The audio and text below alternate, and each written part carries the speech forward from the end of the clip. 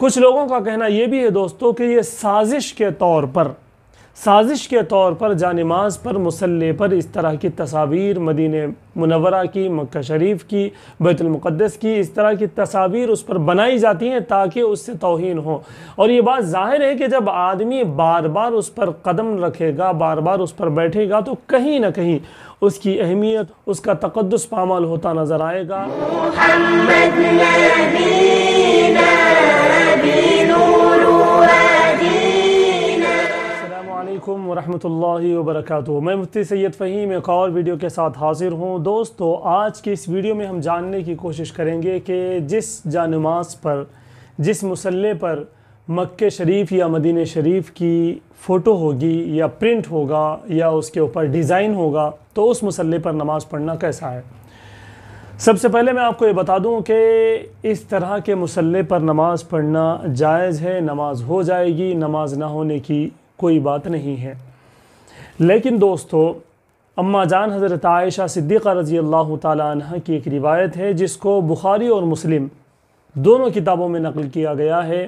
اماں جان فرماتی ہیں کہ نبی پاک صلی اللہ علیہ وسلم نے ایک مرتبہ دھاری دار نقشے والے مصلی پر نماز ادا کیا تھا، پھر اس کے بعد اس کو واپس کروا دیا تھا، اس کی جگہ پر دوسرا مصلی یا یوں کہہ لیجئے دوسری قالین یا دوسرا جائے نماز آپ صلی اللہ علیہ وسلم نے منگوا لیا تھا، اس پر نہیں پڑھا۔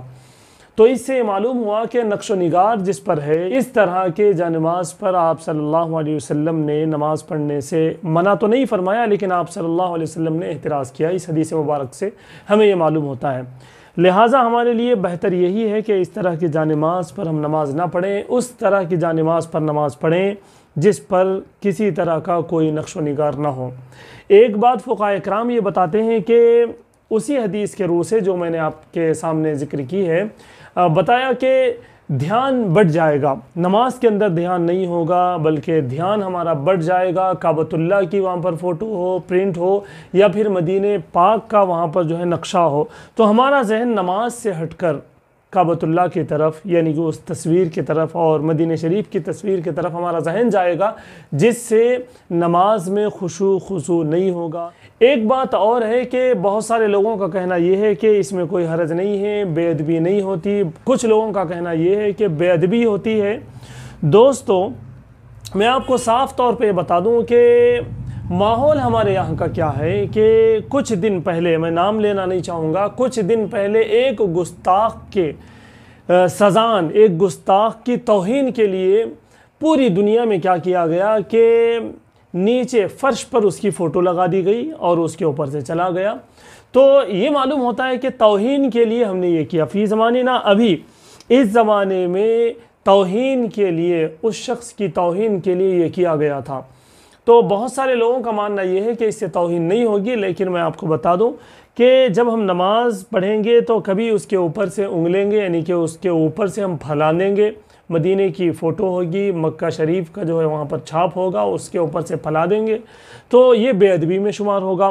اور اسی طرح کبھی اس پر بیٹھ جائیں گے تو یہ بھی بے ادبی میں شمار ہوگا۔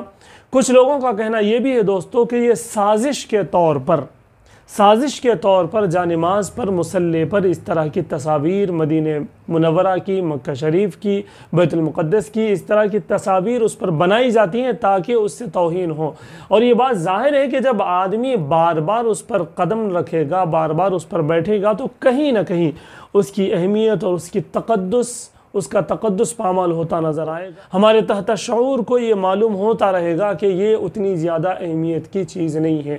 تو اس لیے دوستو، میری بھی آپ سے گزارش ہے کہ آگے یا پھر اب اگر آپ کے پاس ایسی جانماز ہے جس پر مدینہ شریف یا مکہ شریف ہے تو اس کو کینسل کر دیں، کوئی اور جانماز سادی سیدھی آپ لے لیں، اس سے اس حدیث پر بھی عمل ہو جائے گا اور توہین سے بھی ہم بچیں گے۔ میں سمجھتا ہوں کہ آپ کو یہ ویڈیو سمجھ میں آئی ہوگی۔ میں آپ سے گزارش کرتا ہوں کہ ان چیزوں پر ضرور عمل کریں، اور آپ کو یہ ویڈیو اچھی لگے تو ضرور شیئر کریں۔ جزاک اللہ خیرہ۔